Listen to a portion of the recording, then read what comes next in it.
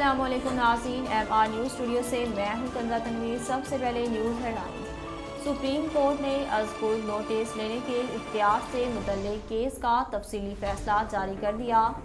Justice منیب اختر نے 14 صفحات پر مشتمل فیصلہ تحریر کیا، جس میں عدالت نے پریس ایسوسی ایشن کی درخواست پر جسٹس قاضی فائز عیسیٰ کا لیا گیا از خود نوٹس واپس لے لیا۔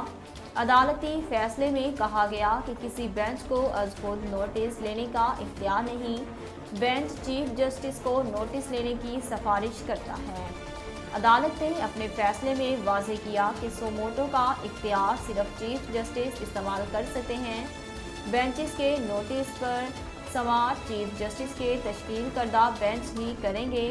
کوئی بینچ از خود کسی کو طلب کر سکتا ہے اور نہ رپورٹ منگوا سکتا ہے، اس کے لیے چیف جسٹس کی منظوری لازمی ہوگی۔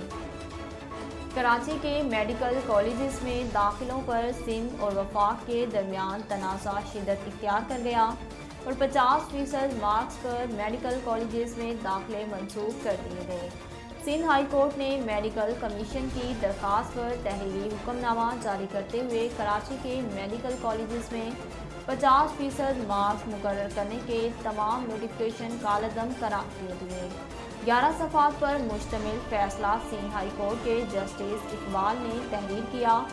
عدالت نے کہا کہ 18ویں ترمیم نے صوبوں کو بااختیار کیا ہے، لیکن ایک ہی معاملے پر وفاقی حکومت کے قانون کو فوقیت ہوگی۔ 27 مارچ کو اسلام آباد میں ڈی چوک پر پاکستان تحریک انصاف کے جلسے کے لیے کراچی سے پہلا قافلہ آج روانہ ہوگا۔ یہ قافلہ opposition leader Sindh assembly Haleem Adil Sheikh کی قیادت میں کاروان سندھ سہراب گوٹ کے کراچی سے روانہ ہوگا، جس کے لیے استقبالیہ کیمپ قائم کر دیا گیا۔ قافلے کی روانگی سے قبل حلیم عادل شیخ نے میڈیا سے گفتگو کرتے ہوئے کہا کہ وزیر اعظم کے اعلان پر پوری قوم اسلام آباد پہنچ رہی ہے۔ ان کا کہنا تھا کہ سیاست کے مکروہ کردار ایک ساتھ جمع ہو رہے ہیں اور یہ سارے چور ایک ساتھ ایک بار پھر ملک کو لوٹنے والے اکٹھے ہو گئے ہیں۔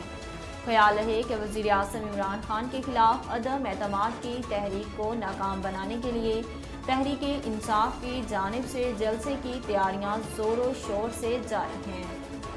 ناظرین، اب تک کے لیے اتنا ہی۔ مزید خبروں اور اپڈیٹ کے لیے دیکھتے رہیے ایم آر نیوز۔